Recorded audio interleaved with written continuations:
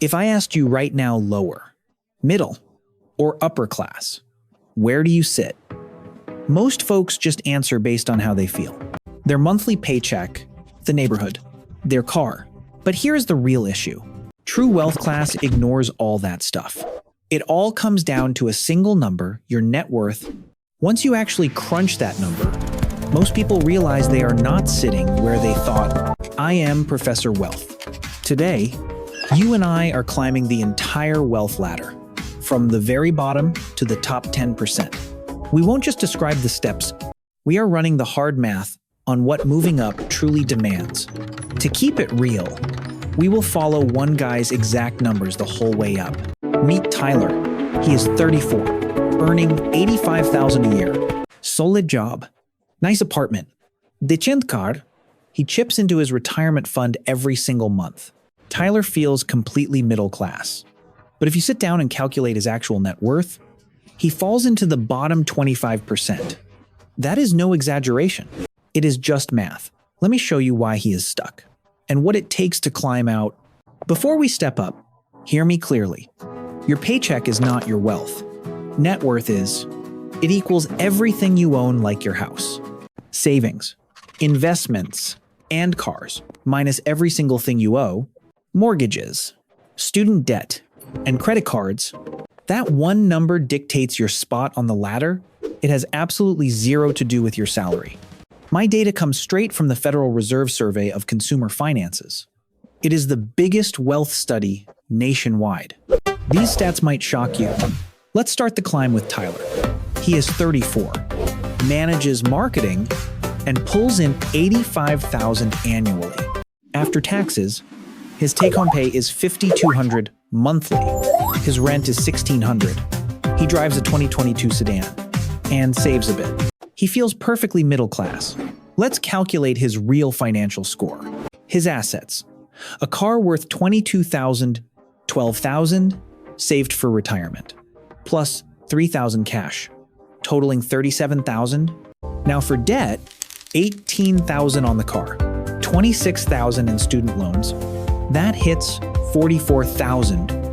37 minus 44. Tyler is negative $7,000. Not middle class at all. He is bottom 25%. Millions sit right beside him. Solid income. Negative net worth. Let's unpack what the bottom 25% truly looks like. A net worth under $23,000. Tyler is living right here. A quarter of all American homes fall below $23,000. Honestly, a massive portion of this crowd is sitting at zero or even lower. Their debts entirely crush their assets. Now, here is exactly what everyone misunderstands about this bottom tier. People think it is just minimum wage workers or the unemployed. Wrong. It is packed with folks making $60,000, $70,000, even $80,000. They just lack assets. Money flows right in, then flows right out. Car payments hit. Student loans drain them. Rent is due. Years of creeping lifestyle costs leave behind serious credit card debt. Their paycheck screams middle class. Their balance sheet begs to differ. For Tyler, the problem is obvious.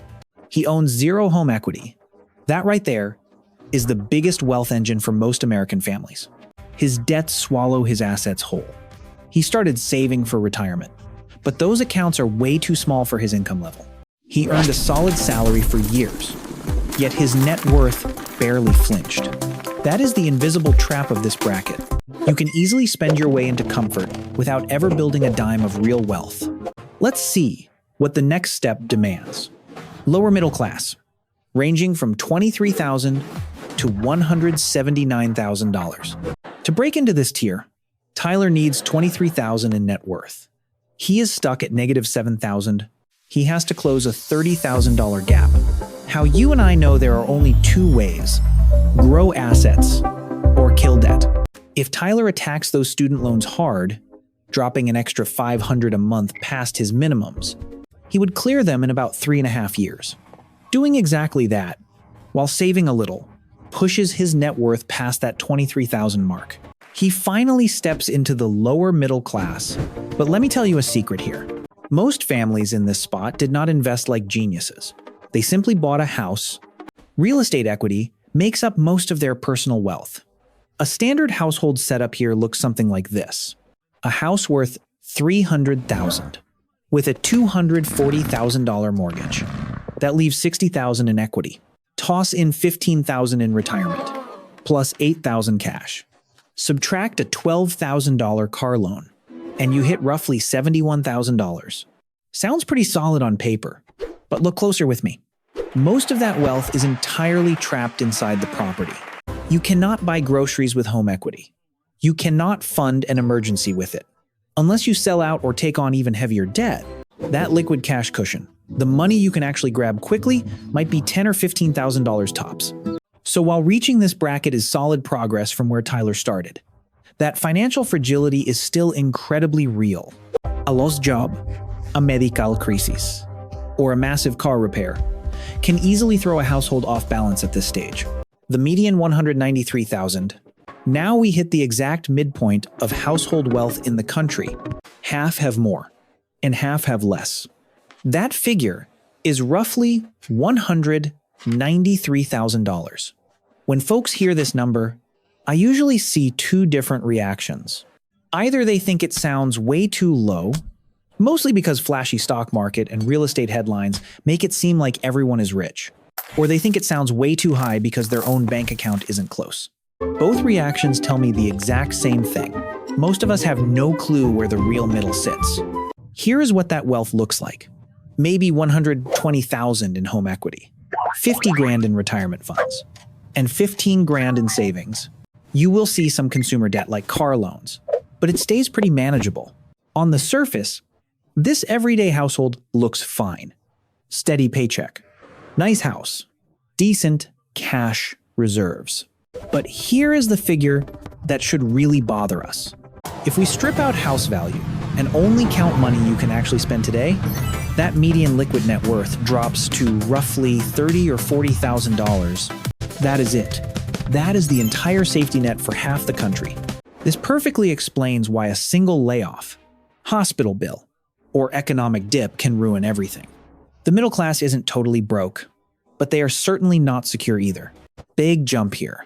Upper middle class one, 93 to 610. I notice a fundamental shift in this personal finance stage. Below here, your wealth is mostly house value. People build equity by accident, just paying the mortgage. But in this tier, you and I see intentional wealth creation. Retirement funds are climbing. Many folks even hold taxable brokerage accounts now. Their financial portfolio finally begins to diversify. Around the lower end, say $250,000, it is likely 70% house and 30% everything else. But once you hit $500,000, it balances out. Half tied up in property, half working in investments, savings, and liquid assets. This shift is crucial because investments actually grow. They compound, they pay dividends. A house just sits on its foundation. It might gain value, but you cannot spend that equity without selling or taking out loans. You will notice these folks usually share a few common habits. They fund retirement accounts religiously, often maxing out their 401k, or grabbing that full employer match. They have debt, but it is highly strategic. Think cheap mortgage rates. For example, instead of carrying high-interest credit card balances, they view money totally differently than the tiers below. And here is the secret this stage is. The launch pad, families building steady. Diversified wealth right here. Do not just creep forward. They absolutely accelerate, because once your portfolio hits critical mass, compound interest steps in and does the heavy lifting. Jumping from $600,000 to $1 million feels impossible from the bottom. But the math proves bridging that gap takes way less time than grinding from 0 to 600,000. Compound returns are never linear. They are exponential, kicking in hard right here. Next up, the upper class bracket. Now we are entering the top 25% of American earners. At this exact stage, the financial picture changes completely. The biggest shift is that investment assets finally dominate your net worth. Now, roughly 70 to 75% of your total wealth lives directly inside financial assets. That means retirement funds, brokerage accounts, business equity, and rental properties. Home value is there, but it is just a smaller slice now. This is a total inversion point. Below here, your house was your largest asset. Above this line, your investments take over. Let's crunch some actual numbers on reaching this milestone. If you invest $1,000 monthly at age 30, earning a 7% average return, you hold about $560,000 after 20 years. Toss in a house with $200,000 in equity, and you hit 760 grand by 50, firmly inside this bracket. No trust fund required. No massive salary needed, just steady investing over the years. Here's what fascinates me about this group. Most of these folks are totally unexpected, not flashy at all. They skip the luxury cars and ignore the designer labels entirely. Data constantly proves these specific households build lasting financial freedom through disciplined saving and investing, not just relying on a huge paycheck.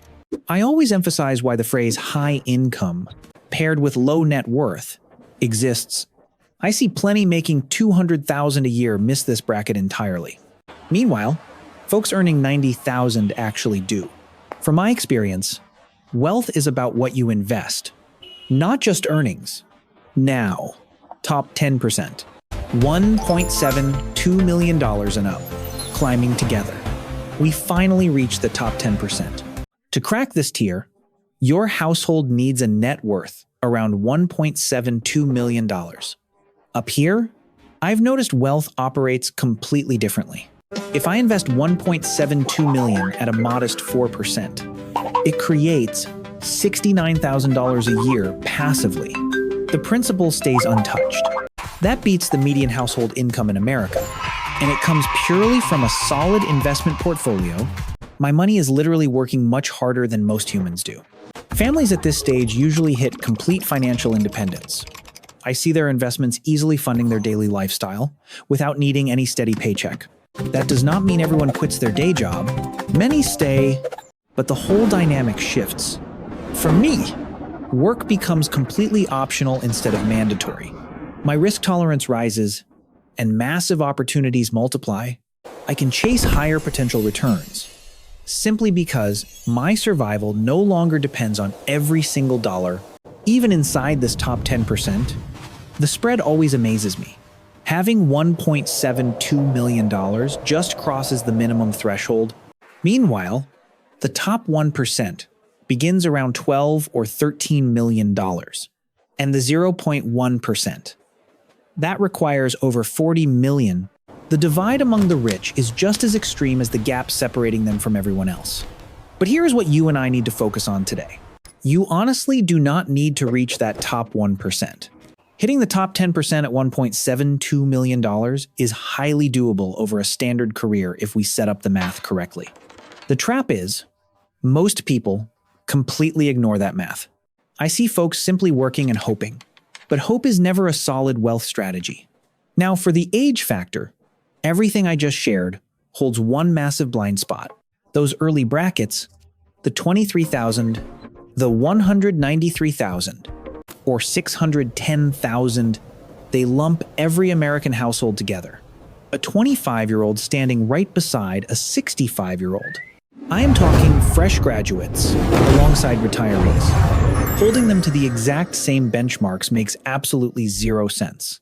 Here is where I got a genuine shock. Once I divide net worth by specific age groups, the entire financial picture transforms completely. Federal Reserve numbers reveal the median net worth for households under 35 sits around $39,000. At 35, it hits $136,000. Mid-40s reach $247,000. Then $365,000, finally peaking near $410,000. Let me bring us back to Tyler. He is 34, carrying a negative $7,000 net worth. Looking at the broad population, I place him in the bottom quarter, against his actual peers. It looks worse. Since their median sits at $39,000, he isn't merely trailing the middle. I see him roughly $75,000 behind folks his own age. I put him around the 10th percentile for under 35s, meaning 90% of his peers hold more wealth. But here is where my lesson gets truly powerful. Picture a 45-year-old holding a $200,000 net worth Dacian, compared to the general public. I see them right at the standard median line. Feels perfectly fine. Average, but for their age, the true median is $247,000. So they actually fall below the midpoint for their generation. Hitting the 75th percentile requires $737,000. They are nowhere near the upper brackets of their generation. Let me flip this. Imagine a 28-year-old boasting a net worth of $154,000 against the entire population. That looks lower middle class. Nothing special. But looking at their specific age group, I place them near the 75th percentile. They easily beat 3 out of 4 rival households their age. Same exact number. Radically different story. I always stress why age-adjusted benchmarks matter so incredibly much. My wealth building ladder is never one size fits all. Where you stand depends deeply on your current age and how much compounding investment time you have left. A trailing 30-year-old has decades to recover. But a struggling 55-year-old I know, they face a much narrower recovery window. Your flat number matters, but the context surrounding it matters significantly more. This means Tyler finally realizes exactly where his finances stand today. Negative $7,000. Bottom 25% overall. 10th percentile for his peers. The big question is, what exactly happens next? Let's explore 3 scenarios using concrete numbers together. In scenario 1, Tyler changes absolutely nothing. He continues paying bare minimums on his student loans and car note. He keeps throwing the absolute smallest contribution at his 401k, barely 2%. He just recklessly spends whatever is left. At this sluggish pace, I calculate his student loans will take over a decade to clear. His investments crawl. By 54, his net worth might hover around $120,000. That sounds like decent progress. Until I remind you, the median for older folks is $365,000. He remains tragically below average for his age. 20 solid years of earning decent money while barely budging the needle. That is the devastating cost of simply coasting. Scenario 2. Tyler gets serious. He trims his daily spending, freeing up $700 monthly. He divides it up. $400 hits his student loans over the minimum. $300 goes toward retirement. Loans vanish in 4 years. Once debt-free, he shifts that entire $400 into the market. Now he invests $700 every single month.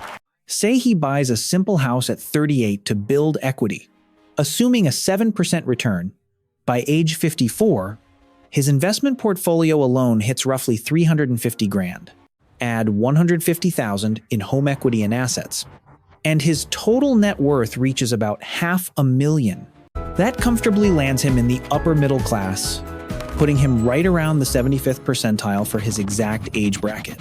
Same salary, same starting line, just smarter choices. Now, scenario 3. Tyler goes all in. He finds ways to boost income, taking on side projects, switching jobs, or building skills, pushing his pay to $110,000 in 5 years. He sticks to that original budget, meaning his spare cash for investing absolutely skyrockets. After crushing his debt in 3 years, he invests $1,500 monthly. At 37, he house hacks a duplex, living in half and renting the rest. This slashes living costs while building massive equity. By 54, his investment portfolio hits $700,000. His property equity adds another $300,000. That is a net worth near $1 million. Reaching the upper class tier, hitting the top 25% overall and beating the 90th percentile for his age. From negative $7,000 to a millionaire in 20 years. The math checks out. You just have to crunch those numbers and take action. 3 different paths. Exact same starting point. Completely different financial outcomes. Every single example here runs on totally realistic math. Nobody got an inheritance, a lucky windfall, or a winning lottery ticket. Just the pure compounding power of smart daily choices. So, you and I need to revisit that question from the start. Lower class, middle class, or upper class? Where do you actually fall? You likely had an instinct about it when we started. Well, now you have the hard data to verify it. If your current spot is not what you hoped, please do not feel defeated. Treat it as useful data. Your biggest financial advantage is never a huge salary or a random lucky break. It is knowing exactly where your money stands today and understanding the clear steps to hit your ultimate goals. This wealth ladder is not fixed. Everyday people climb it constantly, not by crossing their fingers or guessing, but by running the math and taking targeted action. If this breakdown helped you out today, hit that subscribe button and turn on notifications. Stick with me. We simplify the real math behind the money decisions that actually matter